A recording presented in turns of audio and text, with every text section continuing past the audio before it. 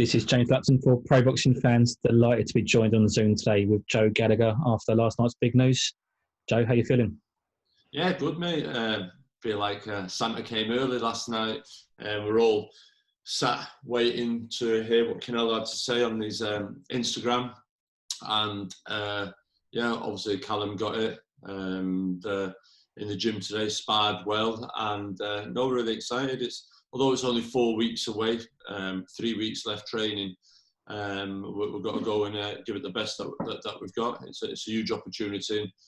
You've got to, first of all, say, like, so pleased for Callum Smith and give him huge kudos for taking this fight, this opportunity at short notice, not in a big stadium with massive packed out crowds, misses out on press conferences, money. Canelo misses out on more money.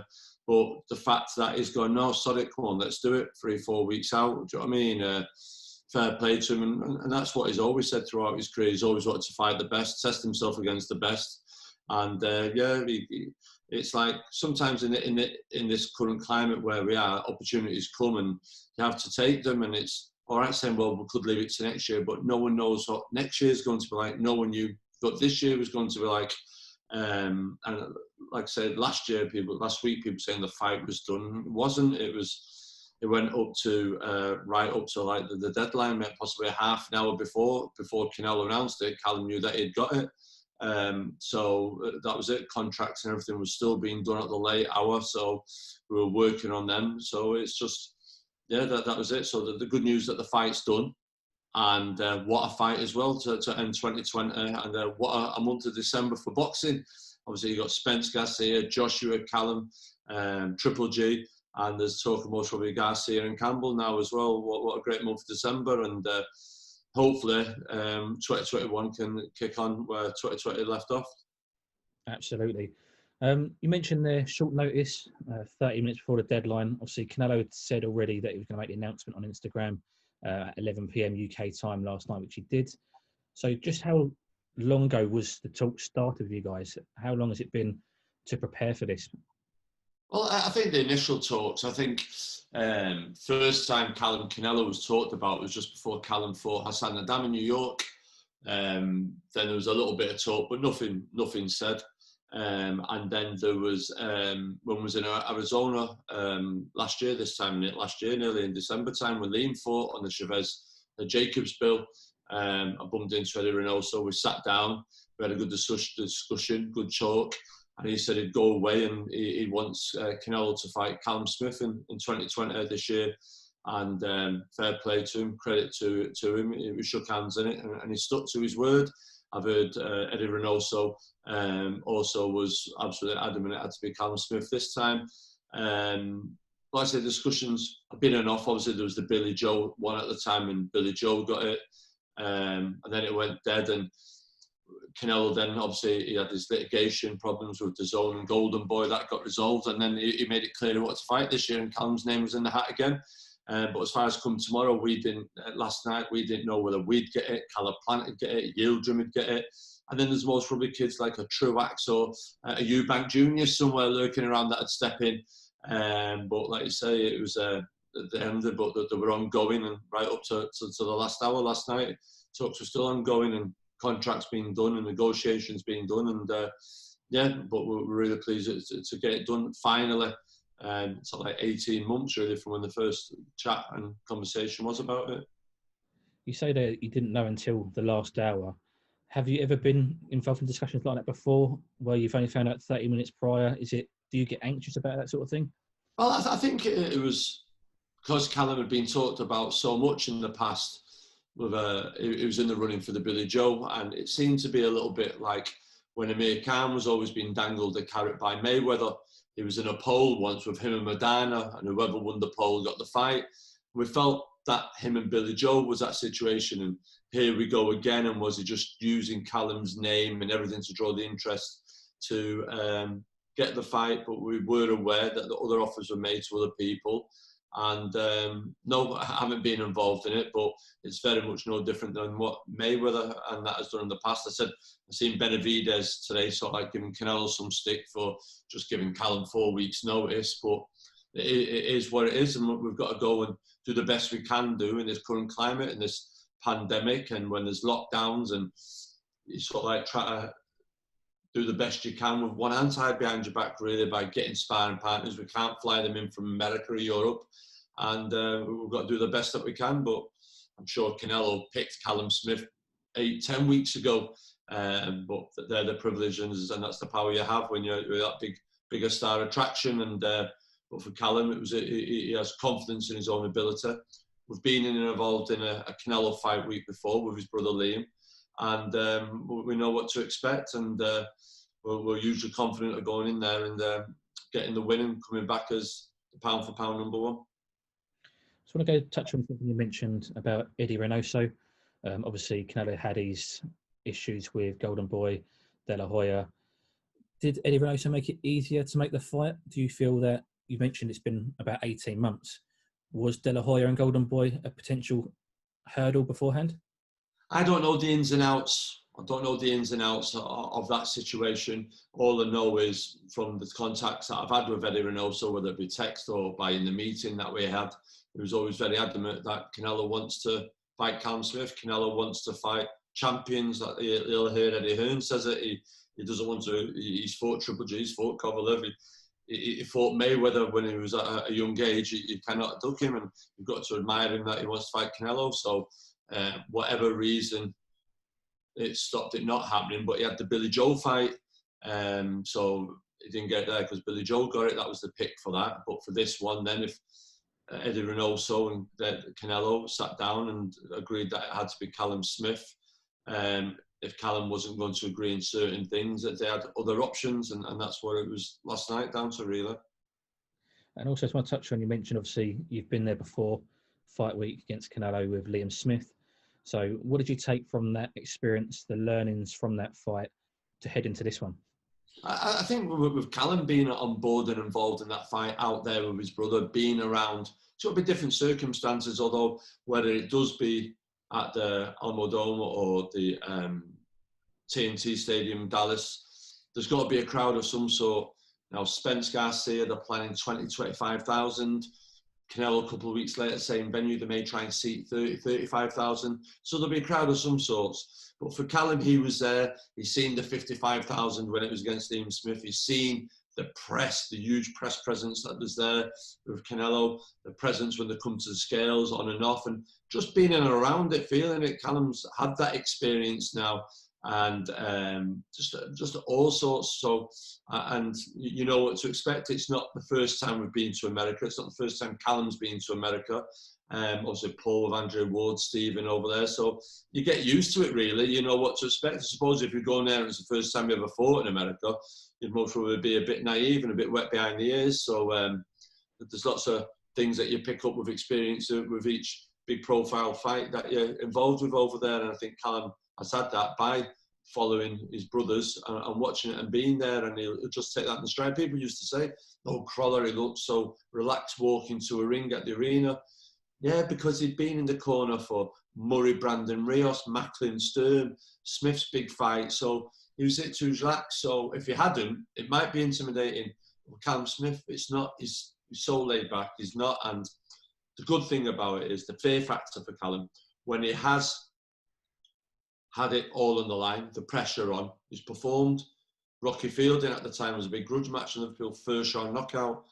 He fought then for the European title against a kid that lost on points, 12 rounds to James DeGale, first round knockout. Hassan Nadam, who'd beaten Martin Murray, 3 rounds. George Groves, 7 rounds.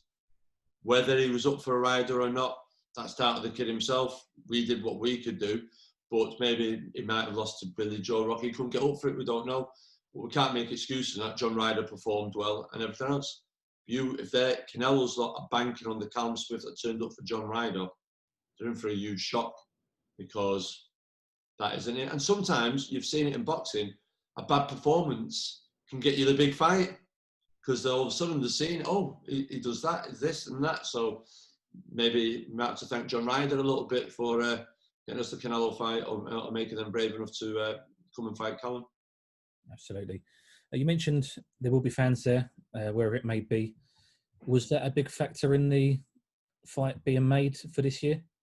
No, not really. No, I thought when you looked at what Frank Warren at Top Rank did for Josh Taylor at York Hall, Bethnal Green, we thought it may be something like that, and Callum was all for that. Crowd or no crowd, Callum being an amateur and travelled all around the world in Olympic events and sports halls where no one there, that'd be nothing for Callum. So Callum was adamant he wanted to fight, but there was just certain conditions that had to be met, and he wanted the opportunity to fight Canelo, and that's what I'm saying. Huge kudos. He could easily, as you see other fighters, sit back, or we'll wait till there's a crowd next year, or we'll wait to this and we'll wait to that. Just get on with it and do it. We could be in a lockdown for another year, could be 2 years. No one knows. No one knows.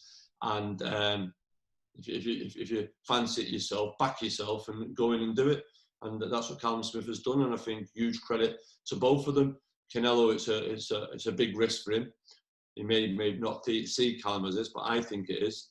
But fair play to Callum Smith. He could have gone, nah, bollocks to that. I'll go and fight someone else in December, and I'll wait till next year and Cinco de Mayo or whenever. But opportunity might pass now. You've got to grab it with both hands, and we all believe he can do it, and we all believe he can go out there and become the number one pound for pound fighter in the world. And you've seen that this year. You've seen Teofimo Lopez against Lomachenko. You know what I mean? You see Crawford the other day. There's like a new wave of fighters coming through, ready to take over. And hopefully Callum Smith has got to be the next one. Absolutely. So I want to talk about it being televised over here in the UK, especially. By the sounds of it, it's going to be just on DAZN, not Sky Sports. I'm assuming it's probably going to be a UK launch of DAZN over here and be the first show. Again, did that play any part at all in terms of Sky Sports not being involved? No, nothing at all. It was just the fight, the fact that it's on DAZN. Like you said, I know what I read and what people say. The plan is that it's supposed to be launching in December, and I heard someone say today in an interview, Joshua isn't part of it. He's still on Sky, but for them, I think they're doing Spence Garcia. I think Triple G's mentioned, Callum Smith, and then possibly a Garcia Campbell. Someone's told me today on Boxing Day. So, and a subscription price of like £1.99. So.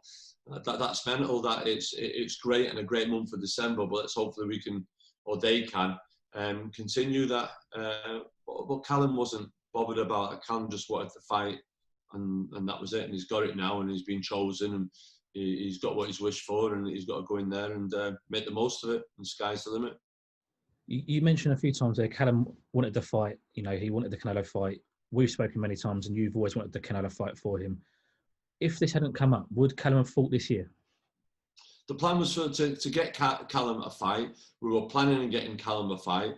While Canelo and Oscar De La Hoya and DAZN were sorting out the problems, there was a short list of opponents drafted up, and we were going through them.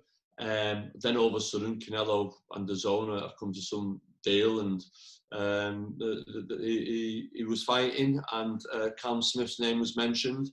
Now, the annoying thing was if he wouldn't have picked Callum last night, Callum would have got all up and everything else, and he'd be down, and then he would have been involved in a fight against somebody by the end of the year. That would have been a bit dangerous as well, because you just missed out on the golden ticket. So would they say then, oh well, we'll put it back to January, February, and that's hard. That to be brought up all the time, brought up expectations and down. And this time, like I said, we didn't get giddy with it this time. We didn't make nothing about it. I see someone put something out, was it last week before, about it. The fight's done, and I just put fake news because it wasn't done at the time, and it wasn't done till the late notice, late hour last night. So it is done now, and it's real news, and it's happening. Absolutely. A lot of people today on social media have been saying how, obviously, Callum's size, he's a big super middleweight. And that being one of his main advantages against Canelo. But obviously, we've seen Canelo go up to light heavy and fight Kovalev, so we know he can, get stuck in the big boys as such. Did you see any weaknesses when he came up against Kovalev? Yeah, there's Canelo. Obviously, we've studied him so intensely when Liam Smith fought him, and we've studied him on his fights since. Yeah, like I say, he's 30 now. He's been a professional an awful long time. Canelo. Always in the gym, always in the big fights. wear and tear at some point has got to start catching up with him. But there's still a hunger and a drive in him. You can just see that by the way that he lives his life, his personality, his race horses, his fast cars, his boats, and he seems to be like an adrenaline junkie, and he gets off in it to an extent. And I think the challenge of Callum Smith is something to, right, okay, then I'm the ring champion at 168. Kovalev had done that, but those things Kovalev did in that fight very well. And I thought it was a close-ish fight until the stoppage. I'm sure at the time one or two of the scorecards had Kovalev up, or it was very close. And it got a bit late to get going. Canelo, maybe he won't take that stance this year. He might want to come out and start fast like he did with Rocky Fielding and drag Callum into a shootout. And maybe it could end up like a Hagler Hearns for however long it lasts. There's also that potential for it as well. So, yeah, but Callum's got to go in there and he's got to give his best shot. And Canelo's very good. But we have studied and we'll learn. And it's like anything, it's a cliche, whatever he brings, we'll have an answer for. You try to have an answer for, but one thing we have learned in our trips to America in fights is that officials, referees, they come in the change room and they say, we'll protect you and we'll do this and we'll do that. Once you're in that ring, that bell's gone. You're not. It's every man for himself. You're in a fight. You see Liam Smith, who his first fight, Canelo, got done with a shot to the back of the head, got dropped. Callum Johnson with his head through the ropes, hit him back. So it's a fight. So you're not going to get no favours over there. That's one thing we know. And you are going to have to fight. And Callum Smith can fight. And if it turns into a right dirty fight, do you know what I mean? If Canelo tries it, he's not known for it, but do you understand? Following through with elbows, the other head air and that, he'll get it back. With Canelo, we know he's widely regarded as pound for pound number one, maybe number two. But no, number one. You cannot put anyone else above Canelo. I don't disagree with that. He's number one. For what he's done, how active he's been, and the weight divisions that he's gone through as well. And he lost to Mayweather, but more like Mayweather got him before he got too good. You understand? Absolutely. We've not seen a lot of weaknesses in Canelo. What has Callum got to his advantage over Canelo going into this fight? When you say that, I think Liam Smith, it never really gets talked about much. You go back and study and break down. Liam Smith had a lot of good success against Canelo. I think the fight with Liam, he didn't have a sparring camp. He had a cut, so he went in. His body wasn't hard, and he just didn't carry that little bit more power needed for it. But he had great success in the fight. Things that we worked on, we managed to land.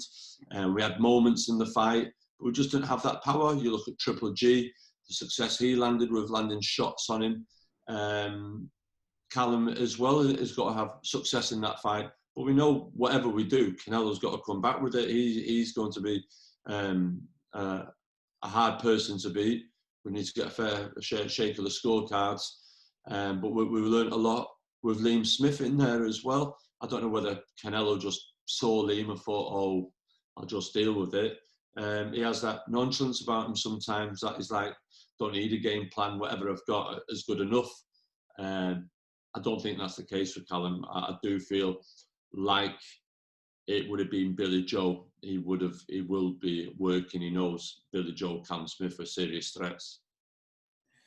As a trainer, obviously, when you study a fighter for the first time, one of your fighter's opponents, do you have more of an advantage when you study the same person for the second time? No, not really, because I study my fighter. I'm looking with my Eddie Reynosa head on, looking at Callum Smith. That's what I'm looking at. And looking, does Canelo throw them shots that we can catch Callum with? Can he throw them? Are they his natural shots, or are they shots that he's gone away to work with? And that after a certain amount of rounds, he'll lose shape and stop being thrown and revert back to type, which is his lead right hands, uppercuts, hooks to the body, head in, out. So it's more to looking at what Callum Smith does and looking at what they're looking at, what should we trying to do, and then nullifying what they do and then being able to land what we want to do. So I've always said boxing's like a physical game of chess, being at 2, 3, 4 moves ahead, and that's what it's all about. The Liam Smith-Canelo fight, we had good success with. We didn't carry the power, but it's just 2 different fights, and it'll be a different Canelo again. Canelo versus Kovalev won't be the Canelo versus Callum Smith. We could have the Canelo that came out against Rocky Fielding you just don't know, do you? So obviously the two Triple Gs showed you two different Canelos, one with pressure and one without. So it's we've got to cater for both. Absolutely. And very finally from me, Joe, obviously it's back working with Eddie Hearn on the zone side of things. Obviously a bit of a back and forth between the two of you recently. Is that all been quashed? Yeah, listen, Eddie Hearn had what he had. Well, I had what I had to say. Eddie Hearn had what he had to say. And then he said something about Callum Johnson.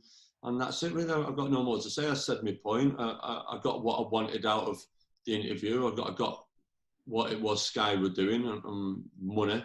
And I got questions asked, and people were saying, oh, that certain people aren't fighting. But I don't manage them people. And you can't say because of an interview I did 3 or 4 weeks ago, that's why they haven't fought for last year, 18 months. So, listen, it is what it is. It's done. And to me, I just move on. I've not spoke to him. I'm sure I'll bump into him sooner or later. But that's just business, isn't it? Like they always say, 99 times they're right. And the one time you think you're right and they disagree, then you're an arsehole. So everyone that has chipped in and had their say. But yeah, just move on. We've got bigger fish to fry now, and that's it. It's all done and dusted with me. That's it. Absolutely. Joe, appreciate your time this evening. Thanks for speaking to Pro Boxing fans once again. No problem. Cheers. Thanks for having me on. Thank you.